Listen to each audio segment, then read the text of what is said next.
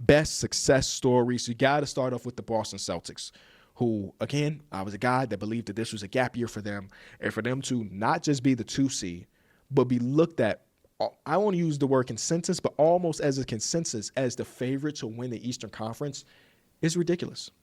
Lost Drew, lost Kristaps, lost Luke Cornett, lost Al Horford, lost Tatum for almost the entire season.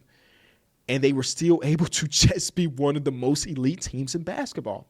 Jaylen Brown, ton of credit, obviously.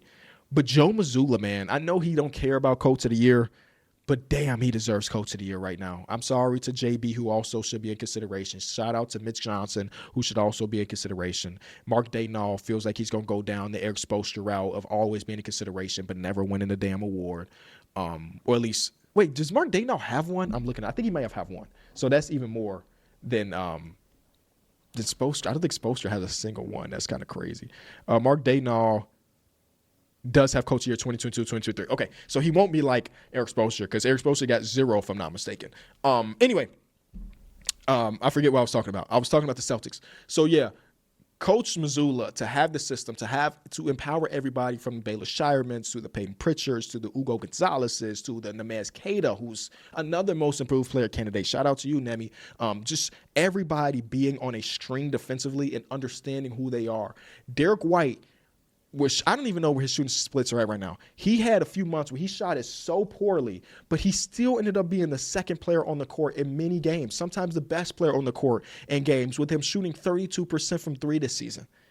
32%. So it's just like everybody, this is such a good story because they have no business being as good as they have been this season. So shout out to Joe and all the others.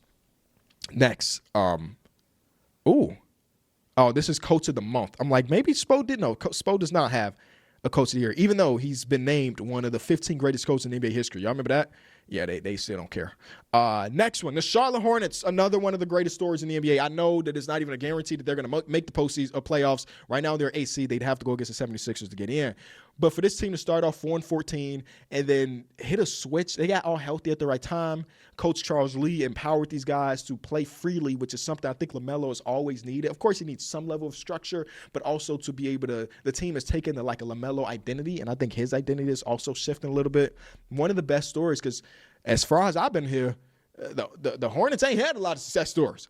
They ain't hit on many draft picks. They ain't had good coaching. You know what I mean? So for them to be able to snap it and put it together and to be everybody's favorite team outside of their favorite team.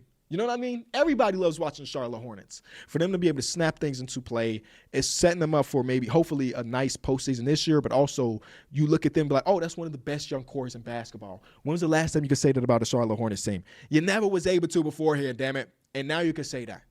Last great success story is the San Antonio Spurs. I understand the criticism about them just being in the lottery and getting top picks, but regardless, Wemby is generational. Full stop. Mitch Johnson, to be able for the Spurs to be able to lose Greg Popovich because of, health and everything, to just have this guy on the bench of Mitch Johnson that can immediately come in. In my mind, when you lose a guy like Pop, you might go to 2 to 3 coaches to find your next forever coach. They might have found the next forever coach of Mitch Johnson, just like he was just sitting on the bench, and that's just the Pop tree.